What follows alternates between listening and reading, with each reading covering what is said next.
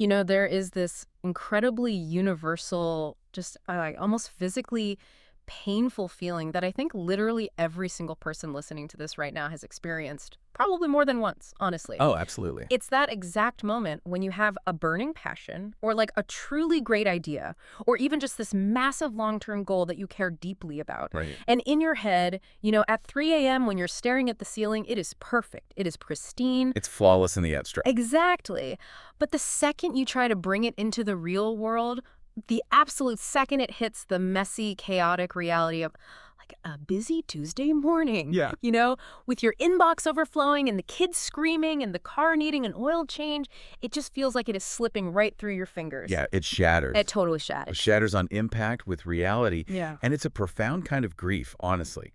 We all know that exact feeling. We really do. You possess the desire, right? The raw fuel is there, Hmm. but the transmission between that internal desire and the external outcome is completely fundamentally broken. Mm-hmm. And the engine just revs in neutral until it overheats. Yes. Revving in neutral, that's the perfect way to describe it. And what's the normal response to that? Blame. Right. The normal response is to turn completely inward and blame ourselves. We think, I must be lazy, or I just don't have enough willpower, or, you know, the absolute worst one, I guess I just didn't want it badly enough. Which is such a toxic trap. It is. I mean, I cannot tell you how many times I have tried to launch a side project, watched it fizzle out after maybe 3 weeks, and then spent the next 6 months beating myself up over my supposed lack of character. Oh, I've been there too. We all have. But today, we're going to completely dismantle that narrative. So, welcome back to the deep dive. Today's stack of sources is, frankly, incredibly dense. Very dense. But I promise you, it is profoundly life-changing. We are looking at this fascinating, almost mind-bending blend of cognitive behavioral studies, performance psychology papers, and the core text of this sort of underground manuscript known simply as metamatics. Yeah, and the reason this specific stack of sources is so vital is that it forces us to shift our entire perspective on human ambition. How so? Well, we're going to stop treating personal development as this vague, mystical, highly emotional journey. Okay. And we're going to start treating it as a rigorous, architectural, entirely solvable engineering problem. I love the sound of that. Think about it. If your car engine is stalling on the highway, you don't sit in the driver's seat, grip the steering wheel, and question your moral character. Right. You don't start crying about how you're a bad person because the car stopped. Exactly. You don't say, my car stopped because I don't have enough willpower. You open the hood, you find the disconnected wire or the rusted spark plug, and you fix the mechanics. Makes total sense. This source material, mathematics, gives us the actual literal manual for the human operational engine. Okay, I love that. Let's really unpack this and lay out the mission for today's deep dive. We are going to synthesize the operators, the brackets, and the variable construction of this entire system. Right, the whole architecture. Yeah, to build what the manuscript calls the final complete root square chart. It's quite a title. It is. But because reading a math textbook out loud is literally nobody's idea of a good time, we are going to make this incredibly concrete. We need to ground it. Exactly. We are going to lean fully into the journey of an ice cream entrepreneur. We're going to track her evolution across all 4 branches of this chart. It's the perfect way to do it. Right. We are going to watch her build a life, hit walls, fail, and rebuild using this exact mathematical framework. It really is the perfect case study. Because to even begin to understand the root square chart, you have to first understand its physical architecture. The actual leg out of it. Yes. It is a spatial hierarchical map.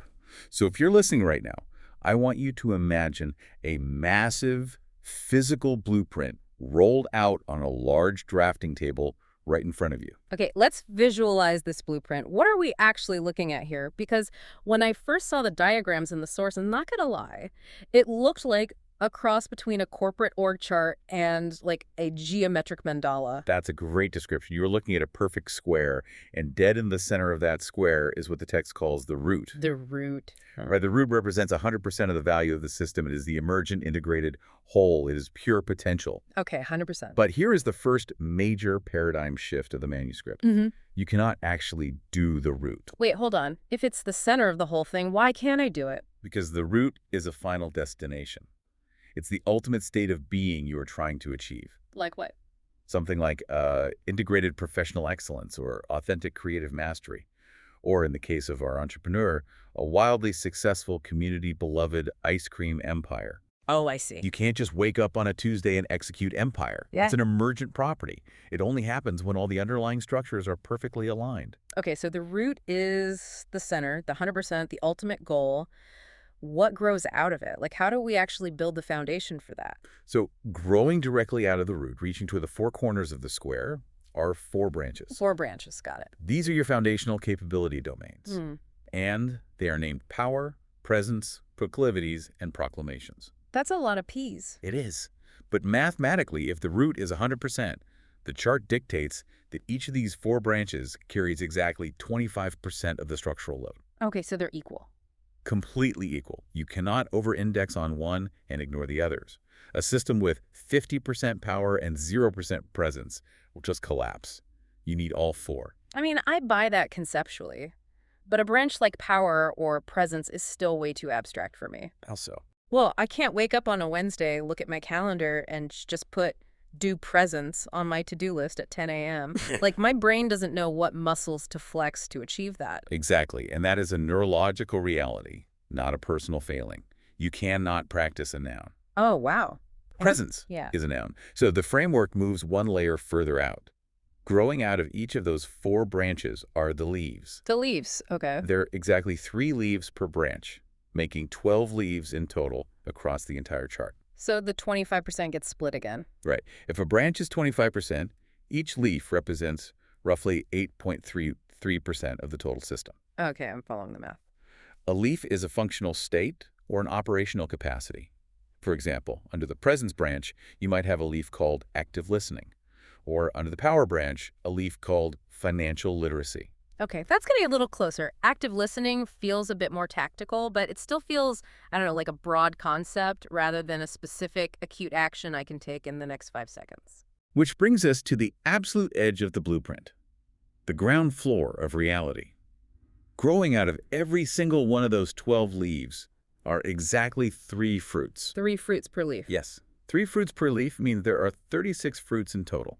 Each fruit represents roughly 2.78% of your total transformational load. Okay.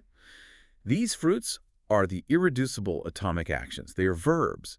They are the absolute only things your central nervous system can actually literally execute in physical space. Okay, wait. I have to stop you right there. What's wrong? Because I am channeling the listener's internal panic right now. My heart rate literally just spiked. Over the fruits. Yes. You just said there are 36 fruits. Mm-hmm. If you are telling me that this life-changing framework requires me to track, monitor, and execute 36 micro habits every single day, I'm going to burn out before I even finish my morning coffee. I completely understand that reaction. Seriously, who has the cognitive bandwidth to run 36 distinct behaviors simultaneously? That sounds like a prison of productivity. It's a completely valid panic. And it's the exact reaction almost everyone has when they first see the full chart. But you can take a deep breath. Oh, thank goodness. System does not demand that. In fact, the text explicitly clarifies that you never, ever practice all 36 fruits at once. Never. Never. That would cause immediate cognitive fragmentation. The 36 fruits represent your total available inventory. They are your complete toolbox. Oh, okay, so it's a menu, not a daily quota. Precisely. On any given day, depending on the specific demands of the room you're entering or, the crisis you are facing, you only pull 3 specific fruits into your active RAM. Into your working memory. Yes, you leave 33 fruits completely dormant on the shelf, and you focus all your caloric energy on executing just 3 specific verbs. Just 3. That is so much better. Right. And remember what we said about nouns versus verbs. You cannot practice a noun like leadership. You can only execute a verb, a fruit, like waiting a full 3 seconds after someone finishes speaking before you open your mouth to respond. Oh, wow. That is incredibly specific. That is an atomic action. That is a fruit. Your brain knows exactly how to do that. Okay, that makes it so much more manageable. I can do 3 things. So we have our map, the root in the center, the 4 branches dividing the load, the 12 functional leaves, and the 36 atomic verb-based fruits on the edge. You've got it. Now let's bring in our running case study to ground all of this heavy architecture into actual human flesh and blood. Let's do it. I want you, the listener, to imagine you are 22 years old, you are young, energetic, and you absolutely fundamentally love the sensory experience of eating strawberry ice cream. A very pure desire. Exactly, the intense chill hitting your teeth, the creamy texture, the smell of the waffle cones baking in the shop. It is your favorite thing in the world. Now, in the language of the source material, this raw, authentic, visceral desire is our starting variable.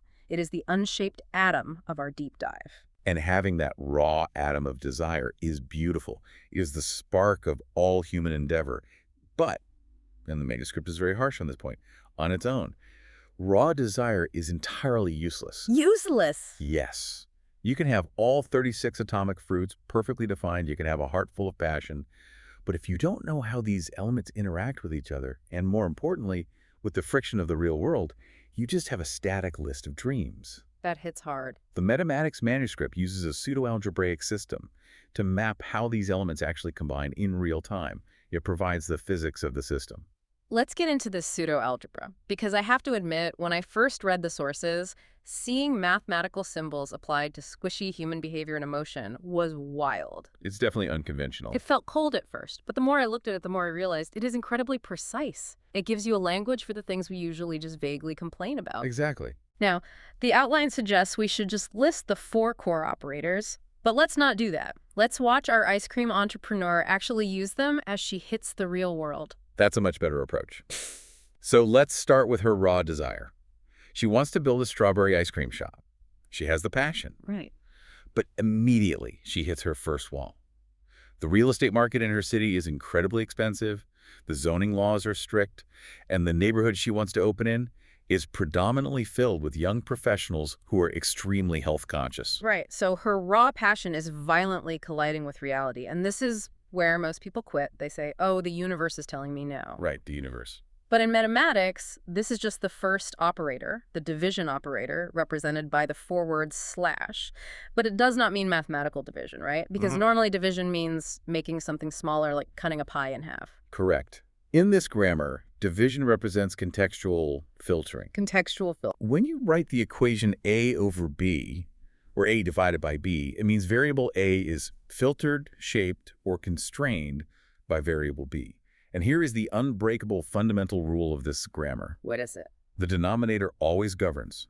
The bottom variable is the rigid constraint that shapes the raw fuel of the top variable. The sources use a fantastic analogy for this, which I think makes it instantly clear. Water and the iron pipe. Yes, the pipe analogy. The numerator, variable A, is the water. It's your raw energy, your ambition, your desire to build that ice cream shop. It's incredibly powerful, but on its own, it's totally shapeless. It just spills everywhere and evaporates. Exactly. The denominator, variable B, is the iron pipe. It's the reality of the situation. It's the budget you have, the city zoning laws, the demographics of your neighborhood. The pipe doesn't generate the power, but it dictates exactly where and how the water can flow. That is the perfect way to visualize it. The denominator governs. So our entrepreneur's raw passion for ice cream is placed in the numerator, and it is filtered by or divided by the local neighborhood demographics and the zoning laws in the denominator. And what does that do? That shaping process creates her initial business model. She realizes she can't just open a massive 1950s-style parlor.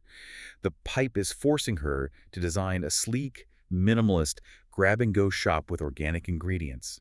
The constraint actually gives her dream its shape. Wow. So the obstacle becomes the blueprint. But shaping it isn't enough to make it grow. Once she has that filtered model, she needs momentum. Which brings us to the second operator, the multiplication sign, the asterisk. Right.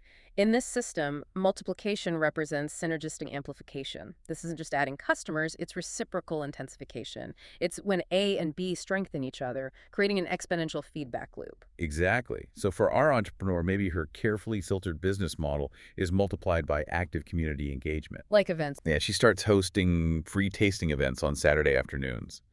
The more she engages with the local families, the more data she gets to improve her business model. And the better her business model becomes, the more the community wants to engage with her. That makes total sense. They mutually accelerate each other. It's not just adding 1 + 1 to get 2. It's a synergistic loop that creates a 5 or a 10. I love that. Yeah. But here's where it gets really human. She's got the model, she's got the community loop, but she is exhausted. Always happens. She is working 100 hours a week because she refuses to launch a new flavor until she has tweaked the recipe for 6 months. She is plagued by absolute paralyzing perfectionism. Yes. If she keeps this up, the whole equation is going to collapse under its own weight. And that introduces the third operator subtraction, the minus sign. This represents strategic elimination. Strategic elimination. And I want to be very precise here. Contaminant is the word the text uses.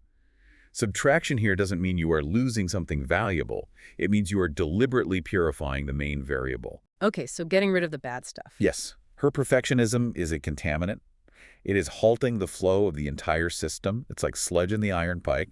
So she has to actively deploy the subtraction operator. How does she do that? She must execute her business plan minus her perfectionism. She has to force herself to release the good enough batch of vanilla bean, even if she thinks it needs a quarter teaspoon more salt. Which is terrifying for an entrepreneur, but mathematically necessary. Very much so. And that leaves us with the final core operator addition, the plus sign, integrative synthesis. This is combining separate purified elements to create a higher order system with emergent properties. Right. It's bridging completely separate domains. Our entrepreneur takes her passion, which has been filtered by demographics, amplified by the community, and purified to perfectionism, and she synthesizes it. She adds it to a rock-solid, boring, traditional financial plan. The boring stuff. But the necessary stuff, the addition creates a stable, multifaceted reality. She's integrated the magic of the ice cream with the cold reality of accounting. Okay, so we have these operators flying around. We've got slashes and asterisks and minus signs connecting these variables. But if I'm picturing this equation written out on a whiteboard, it's getting incredibly long and complicated. It gets unwieldy very fast. Right. If you just have a massive string of variables and operators, it's just mathematical chaos. How does the human brain keep the system organized without panicking? That is where the architecture of brackets comes in. Our brains naturally want to group information to reduce cognitive load. Oh, sure. Chunking. Exactly. Yeah. The text outlines 3 levels of brackets that prevent the system from dissolving into noise. The most basic are parentheses. Parentheses contain your basic conceptual units. They resolve the immediate microequations so you can treat them as a single chunk of data. So, for example, placing her raw passion and then neighborhood demographics inside parentheses. Passion divided by demographics. Yes. Once she figures out how those two interact, it becomes one unified concept in her mind, a viable product idea. She doesn't have to constantly rethink the friction. It's resolved inside the parentheses. Exactly. It frees up RAM. Then you step up to the next level of complexity, square brackets. Square brackets. Square brackets encompass systemic frameworks. Once you have a complex set of parentheses resolved and interacting with other variables, you put square brackets around the whole thing to signify that this is a completed, transportable subsystem. Transportable. That is a key word right there. So she can take this entire square bracket, let's say it represents her fully functioning, perfected local marketing strategy, and she can plug it into a completely different context. That's the beauty of it. If she opens a second location across town, she doesn't have to reinvent the wheel. She just copy-pastes the square bracket. Precisely. And the final highest level of organization is curly brackets. The curly ones. These are the conditional meta frameworks. They are the overarching if-then adaptive rules that govern the whole system. They dictate when to deploy certain square brackets. Give me an example of that. For example, if it is the dead of winter and snowing, deploy the hot beverage strategy bracket. If it is the peak of summer, deploy the ice cream strategy bracket. Curly brackets give the system its adaptive intelligence. It prevents her from stubbornly trying to sell sorbet in a blizzard. Okay, here's where it gets really interesting to me. We've talked about the standard addition sign, but earlier you mentioned that when 3 fruits combine to form a leaf, they don't use a normal plus sign. No, they don't. The text is very specific about this. It uses a circled plus sign, which looks like a crosshair. Why the circle? Why add a completely new symbol to the math? Because the circle represents the profound difference between a pile of bricks and a finished house. The standard plus sign is simple, linear addition. You put an apple next to an orange, you have 2 pieces of fruit. Right. But the circled plus sign represents chemical synthesis. It means emergence. Like combining hydrogen and oxygen to get water. Water doesn't behave like a gas, even though it's made of 2 gases. Exactly. It creates a completely new functional state that possesses qualities none of the individual components had on their own. When you combine 3 atomic fruits, Using the circled plus, you don't just get a mental checklist of 3 completed tasks.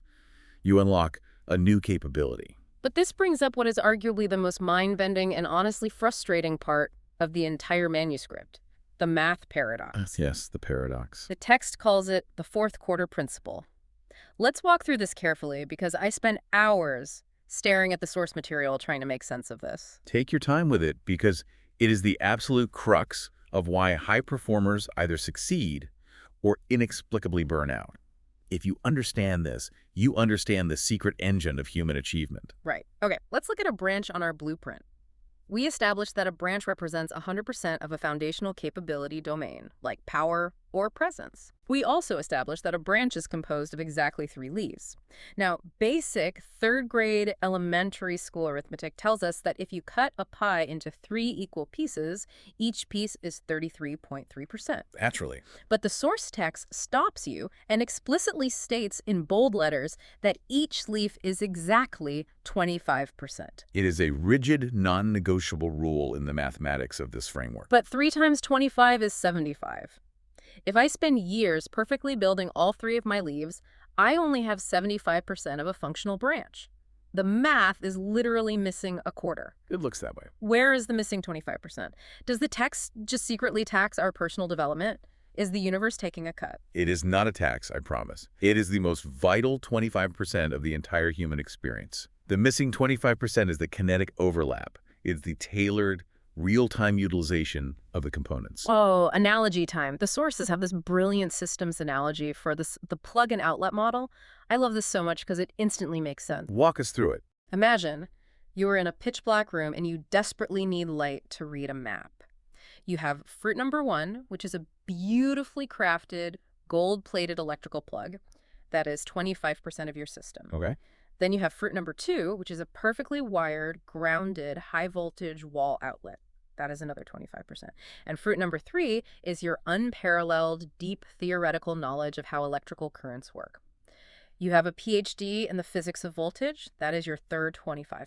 So you possess the perfect 75%. You have what the text calls the pristine, bound identification of the system. Your individual components are flawless. But let me ask you, is the lamp emitting any actual light into the room? No, it's completely dark. I'm standing there with a plug in one hand, staring at an outlet, thinking about electricity, and I still can't see anything. Because the final 25% isn't another physical object. It isn't a better plug. It isn't more knowledge or another degree.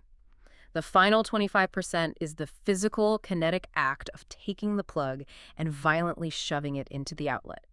That moment of friction, that act of integration, that overlap, that is the missing quarter. And this is where so many incredibly talented, brilliant people completely fail in life. Really? Oh, absolutely. They spend their entire lives accumulating the 75%. They get degree after degree. They read every self-help book. They meticulously plan their routines, and they sit in the dark wondering why they aren't producing any light. That is so true. The text has a great foil for this, a persona we can call Mark the engineer. Oh, Mark. We've all worked with a Mark. I think at certain points in my life, I have been Mark. Mark has done the work on his 75%. He has an incredible work ethic. He is a top-tier technical coder.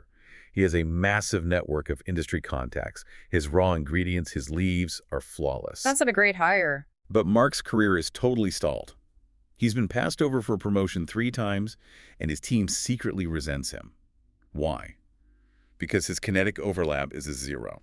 How does that manifest in the real world? Like, what is he actually doing wrong? He takes his amazing work ethic, but he applies it by grinding in total isolation for 14 hours the night before a major software deployment. Oh. He completely rewrites the code base and causes a massive traumatizing panic for the QA team the next morning.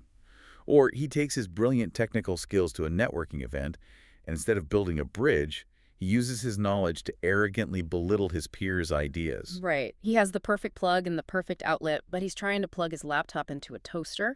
The integration is toxic. Toxic integration, exactly. And because Mark doesn't understand the fourth quarter principle, what does he do when he fails? He does what we all do.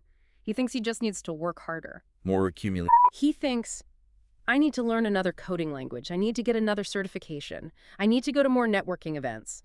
He exhausts himself, piling up more and more 25% components, completely blind to the fact that his only problem is the kinetic overlap. It's the tragedy of accumulation without synthesis.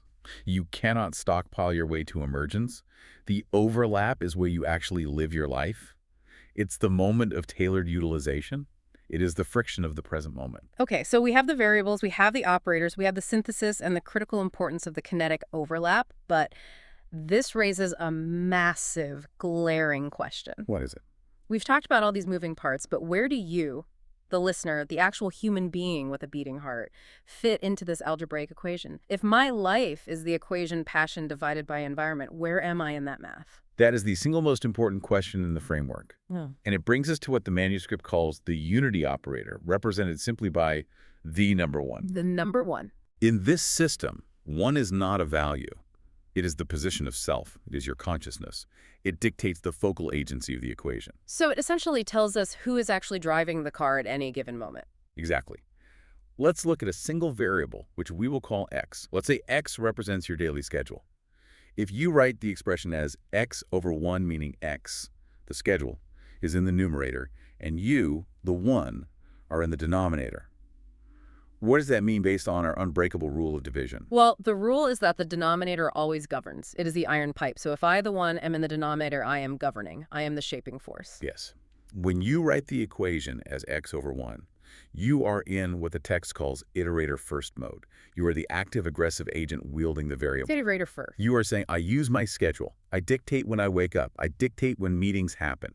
My schedule is shaped entirely by my will. You are in high agency driving mode. You are exerting force on the world. That sounds great. That sounds like every motivational speaker on the internet telling me to take control of my day.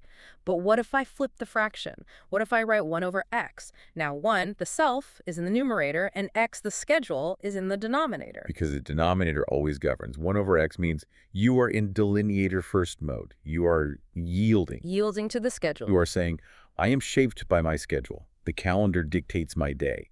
The external demands tell me where to be and what to do. I submit to the structure. So I have to push back here. Isn't one of these objectively better than the other?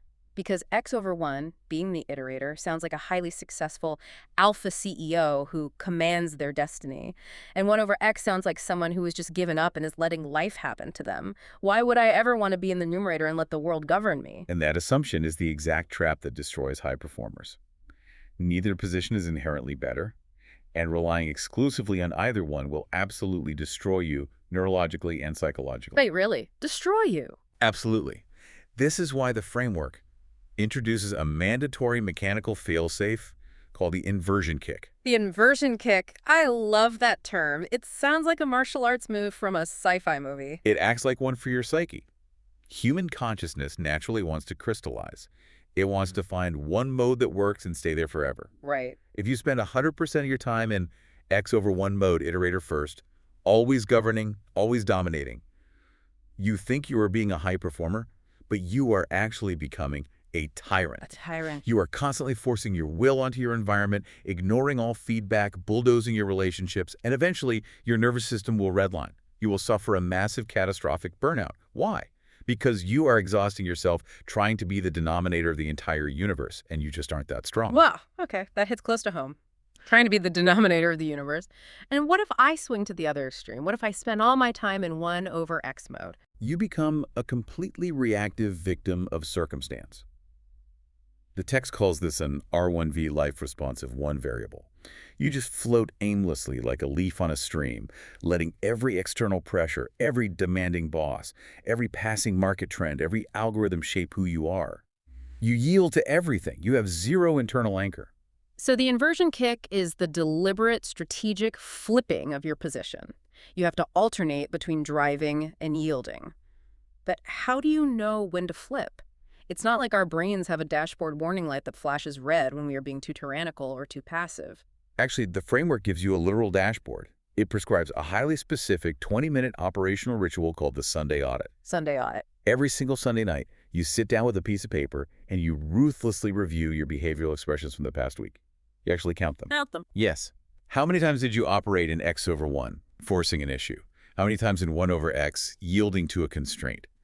If you look at your paper and see that you have 15x over 1 expressions and 0 1 over x expressions, the math is screaming at you that you are heading for a cliff. Because you're over-controlling. You are over-controlling. Yeah. So on Monday morning, you must intentionally mechanically deploy the inversion kick and choose to yield. You choose to put yourself in the numerator for a while. You say, today, I will let the team dictate the timeline. That is profound. It completely removes the emotional guesswork. You literally audit your agency. Let's apply this inversion kick to our ice cream entrepreneur, specifically looking at her proclivities branch. Remember, proclivities are the first foundational branch. They are the deep subterranean architecture of your desire. It's the emotional ground beneath your goals. And proclivities have a very specific, almost dangerous nature. The text calls them formulative. To explain this, imagine a river. Okay, a river. If you take a photograph of a river, it looks static, solid, fixed. You can design and build a bridge based on that photograph. But if you go back to that exact same spot 5 years later, the currents have shifted, the banks have eroded, maybe a drought has lowered the water level. The river is dynamically, physically different across time. So let's jump our entrepreneur forward in time. She is now 32 years old. A full decade has passed since she formulated her original 100% authentic dream to open that strawberry dairy ice cream shop. She's older. Things have changed. Right. She did the work, she secured the loan, she built the plan, she signed the lease. But biology happens. Her body changes. Over the last few years, she has developed a mild dairy intolerance. Oh, wow. It's not life-threatening, but eating a bowl of traditional ice cream is now a low-grade, uncomfortable negotiation with her stomach. It makes her feel heavy and sluggish, and honestly, after a decade of obsessing over the exact same flavor profile, the strawberry concept is just, well, it's boring to her. Her river has moved. The photograph she took at 22 is no longer accurate. Her internal landscape of desire has fundamentally shifted beneath her feet. But her stated goal, the beautiful laminated business plan sitting on her desk, the promise she made to her investors is still open a dairy ice cream shop. This brings us to a critical existential crossroads. Scenario A versus Scenario B. If she ignores the shift and stays permanently locked in x over 1 control mode, she refuses to yield to her new biological reality. She forces the issue. She pushes the old agenda. This leads to Scenario A, which the text clinically calls proclivity drift without descriptive update. What happens to her in Scenario A? Because I feel like I see this happen to people all the time. It's tragic. She builds the shop exactly as planned at 22. She opens the doors, the lines are around the block, but she is physically unable to eat her own product. She stands behind the counter, watching her customers enjoying the ice cream, and subconsciously, a dark resentment begins to build. Because it's not her anymore. She is executing a past self's mission. The text has an incredibly visceral, haunting phrase for this. She is experiencing wet wood burnout. Wet wood burnout. Wow. Yes, her mission, the physical structure of the shop, is totally intact, but the core desire that fueled it, the wood in the fireplace, is damp and rotting. It won't catch fire anymore. And she's just surrounded by smoke. And the tragedy is she blames herself. She thinks she is just ungrateful or depressed or lazy when in reality it's just a mechanical mismatch. She is running Ice Cream Shop version 1.0 on a version 3.0 nervous system. That is heartbreaking. But what if she uses the Sunday audit? What if she sits down, looks at her resentment, realizes she is stuck in an x over 1 tyrant loop against her own changing body, and she deploys the inversion kick? She yields. She shifts to 1 over x. She yields to the new biological reality. She lets the environment, her own physiology, act as the denominator and shape her for a moment. This is Scenario B. Scenario B is proclivity evolution with descriptive update. Because she yields, she takes a pause, she steps back, she takes a trip to a different city and tries a brilliantly crafted dairy-free mango sorbet or a perfectly balanced lime basil gelato. Oh, that sounds amazing. Suddenly the neurological light bulb goes off. She updates her description. She realizes, my fundamental proclivity, the deep river of my desire, wasn't actually for dairy. It wasn't just for strawberry. My true underlying desire, the real Adam, is for iced, creamy, cold-treated culinary experiences. Oh, that is so empowering. The overarching goal survives, but it transforms. She updates the software. The desire is instantly reignited because her map now matches the new actual terrain. Exactly. She pivots the business plan. She builds a shop specializing in artisanal gelato and hyper-premium dairy-free sorbets. She is energized again. The wet wood is replaced with dry kindling and the fire roars back to life. Which is a beautiful, necessary realization. But having an updated burning desire still doesn't get the physical doors of a business open.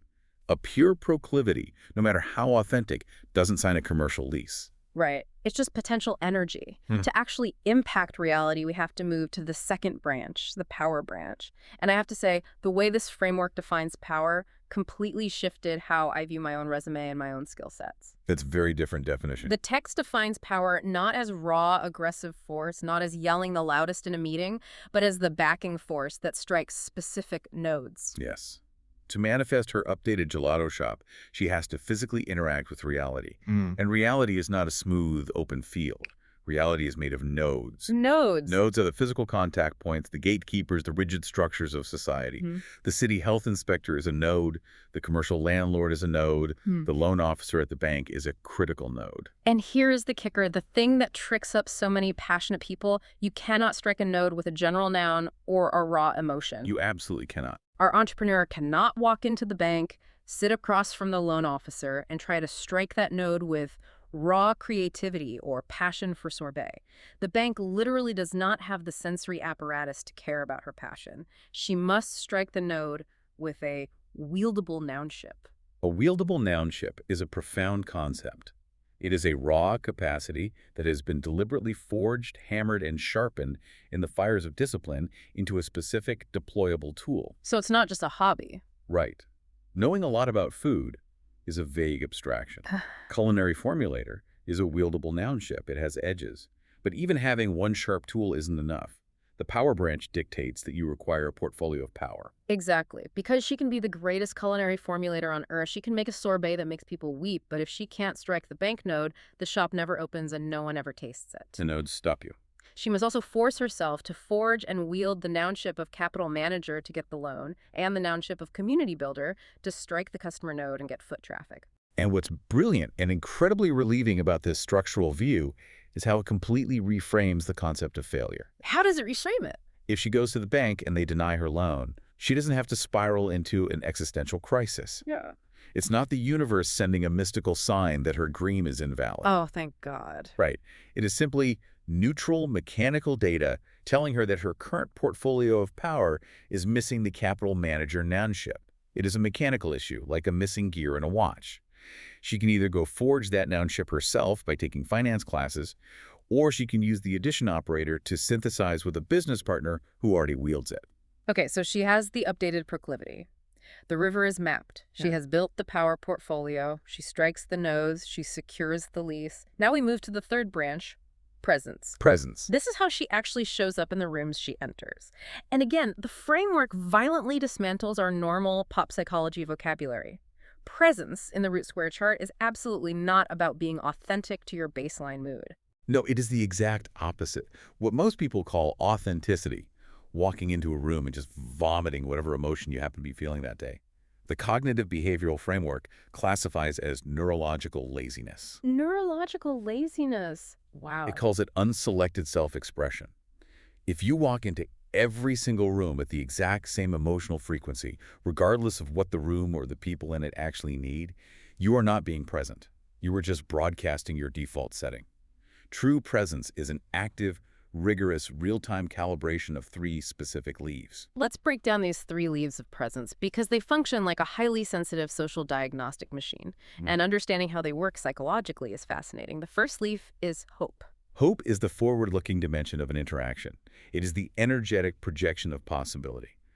When you wield hope, you are subconsciously communicating to the other person that whatever interaction we are having right now has a future, that it is leading somewhere positive and constructive. It pulls the interaction forward. The second leaf is hail. I found this one so fascinating because it's so often skipped in business. It is skipped all the time.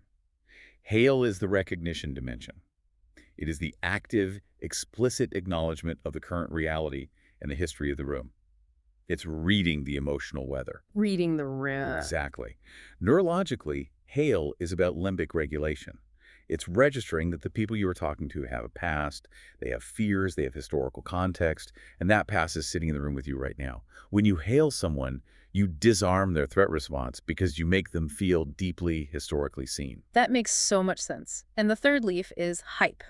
Now, we normally think of hype as fake, like a crypto bro inflating a coin's value on Twitter or a cheesy infomercial.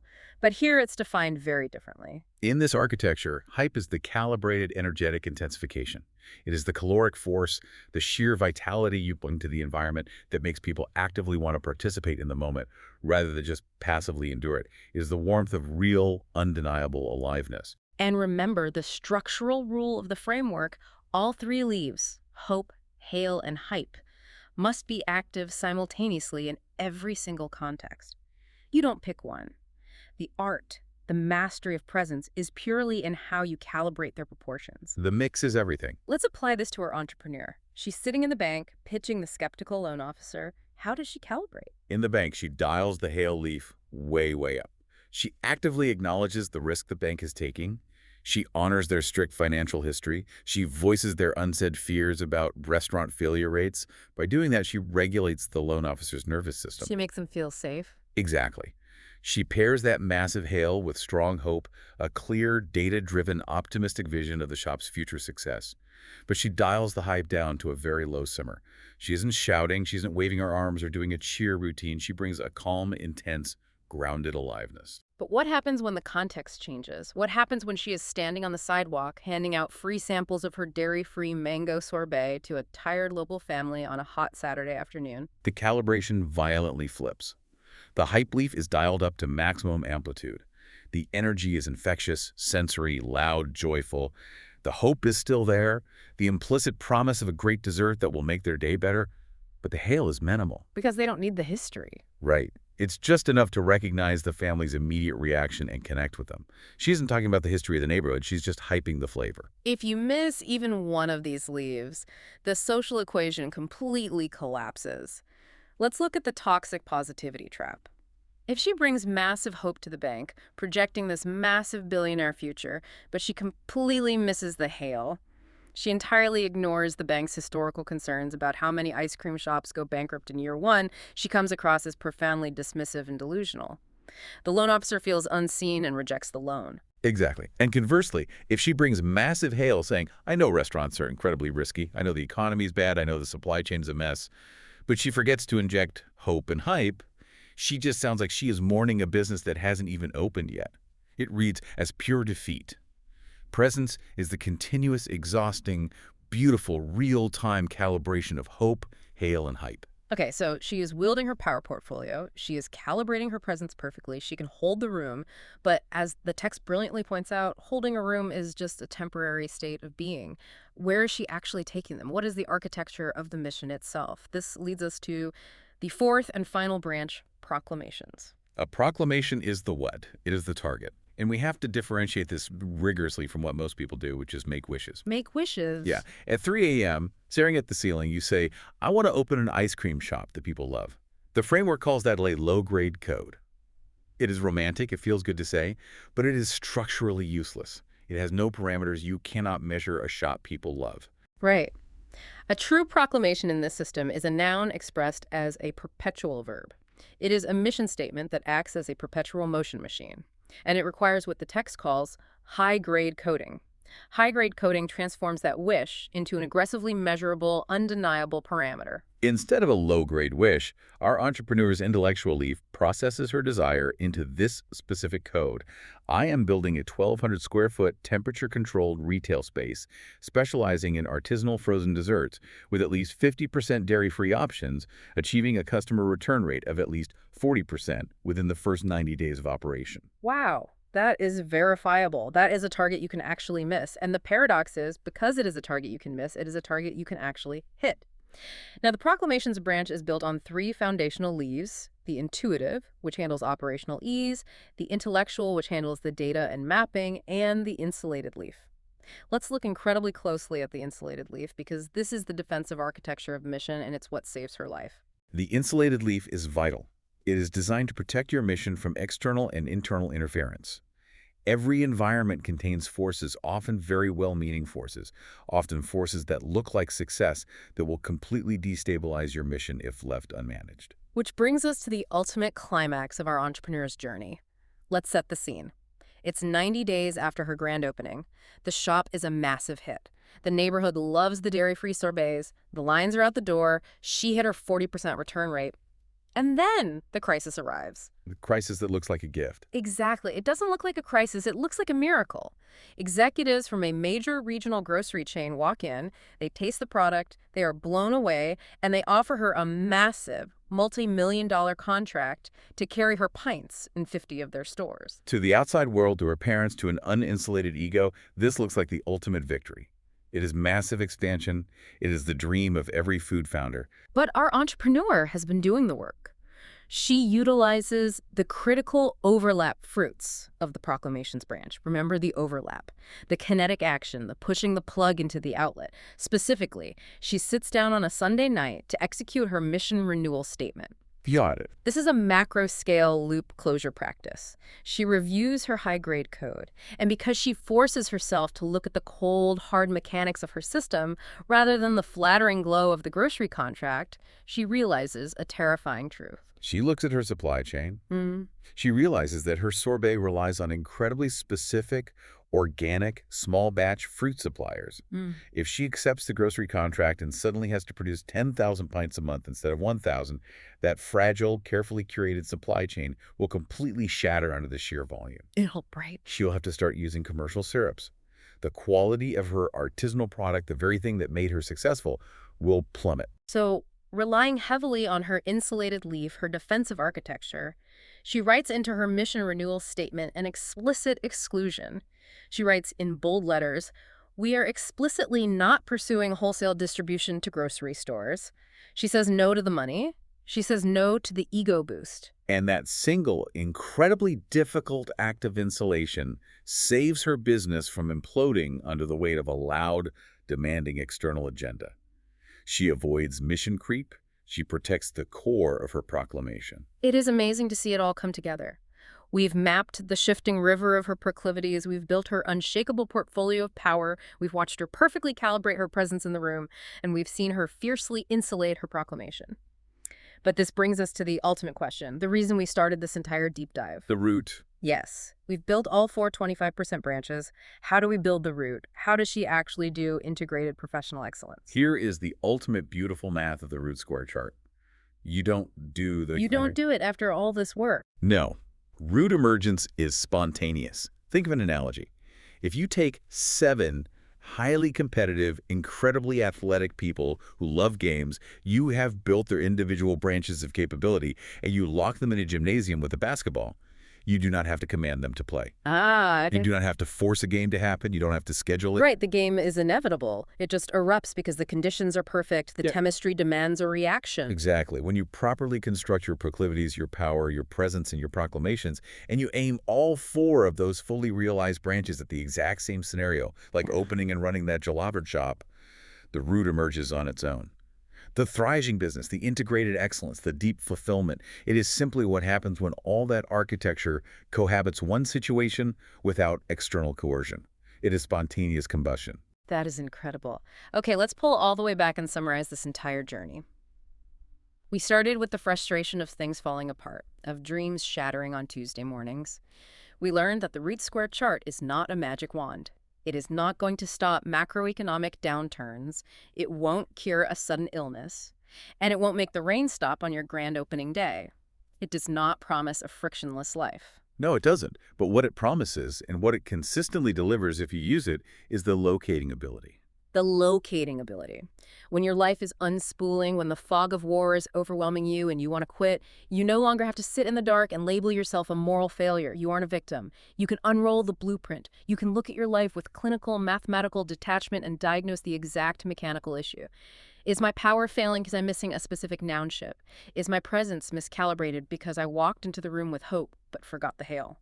Am I stuck in an X over one tyrant loop against my own changing body and need to deploy an inversion kick? You find the broken wire and you fix it.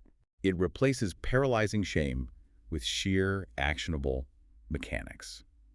And as we wrap up, I want to leave you, the listener, with a final lingering thought, a provocation to take with you. Let's hear it. We've spent this entire deep dive talking about how to construct your variables, how to filter your raw passion, and how to position yourself in the equation. But I want you to step outside of yourself for a moment. Consider this. You are not just building your own chart. You are simultaneously acting as a variable in the root square charts of everyone around you. Oh, wow. I am a variable in someone else's equation. Exactly. Think about your team, your partner, your kids. Are you acting as a synergistic multiplier for them? Are you the addition operator helping them synthesize their dreams? Or, if you look really closely at the friction you cause, are you the contaminant they desperately need to subtract in order to achieve their own root emergence? Are you the rigid iron pipe of a denominator that is choking off their raw flow? It's easy to audit our own agency, but the true master of this framework understands the structural weight they place on others. That is a staggering thought to leave on. Am I a multiplier or a contaminant? So observe your own engine today, but also observe the equations you are a part of. Don't try to map all 36 fruits. Don't overwhelm your RAM. Just pick 3 small fruits, place them in your active memory, and see what kind of light you can generate when you plug them in. Until next time, keep designing.